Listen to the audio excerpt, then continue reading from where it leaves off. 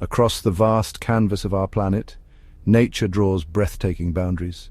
Coastlines shaped by the relentless ocean, mountain ranges thrust skyward by the Earth's tectonic plates, and canyons carved over millennia by the patient hand of rivers.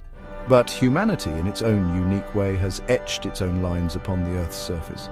Lines that at times defy logic and challenge our understanding of geography. These are the borders that divide nations, and today we embark on a journey to explore some of the most peculiar and fascinating examples. From enclaves nestled within enclaves to islands separated by mere miles yet worlds apart in time, we'll uncover the stories behind these unusual demarcations. Join me as we delve into the intricate tapestry of human history, politics, and geography that has given rise to these bizarre borders. Prepare to be amazed by the sheer ingenuity and sometimes the sheer absurdity of these lines in the sand, or in some cases, the cobblestone streets. Our journey begins in a seemingly unassuming corner of Europe, where the borders between Belgium and the Netherlands intertwine with a complexity that boggles the mind. This is Baal-Hertog, a Belgian enclave entirely surrounded by the Dutch municipality of Baal-Nassau. But it's not as simple as one town inside another. Imagine a world where your living room sits on Dutch soil, but your kitchen, just steps away, falls under Belgian jurisdiction. This is the reality for residents of Baal-Hertog and Baal-Nassau, where the border zigs and zags through homes, shops, and even restaurants.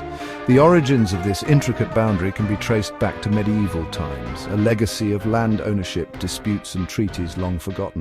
The result is a patchwork of over 20 Belgian enclaves scattered within Baal-Nassau, some so small they encompass just a single building. Life here is a curious blend of two cultures. Residents navigate a dual system of laws, taxes, and even postal services, depending on which side of the invisible line they find themselves. A simple stroll down the street can involve crossing the border multiple times without even realizing it. Look closely, and you'll see the border marked by subtle clues, a difference in the paving stones, a metal cross embedded in the ground, or even house numbers painted in different colors. It's a testament to the resilience of both communities who have learned to coexist and even thrive amidst this geographical quirk. But Baal-Hertog and Baal-Nassau are more than just a cartographer's nightmare. They're a testament to the enduring power of history and the remarkable adaptability of humans who have woven a unique tapestry of life amidst a border unlike any other.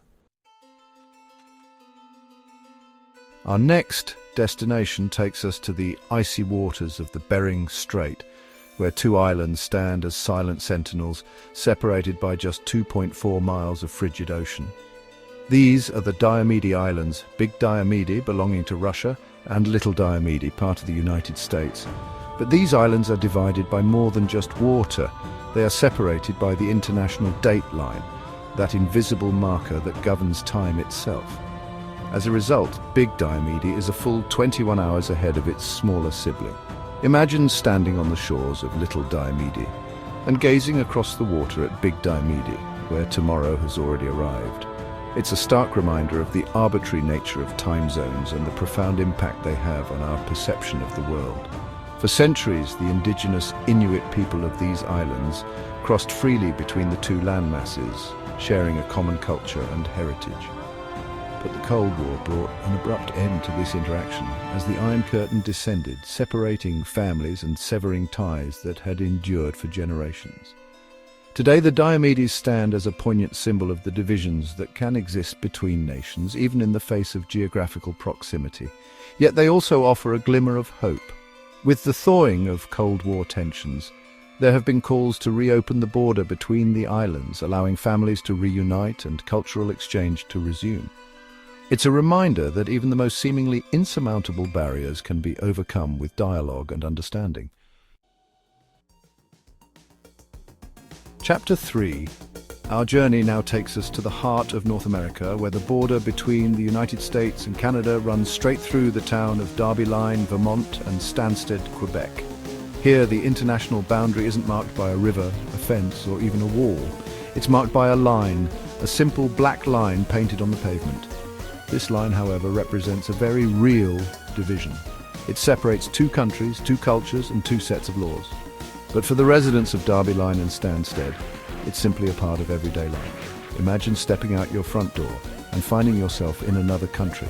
That's the reality for residents of some houses in Derby Line, where the border cuts right through their living rooms.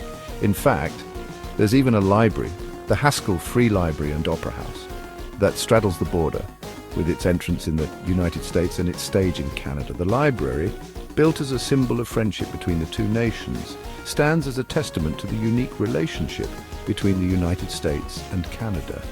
It's a place where people from both sides of the border can come together to learn, to share, and to celebrate their common bonds.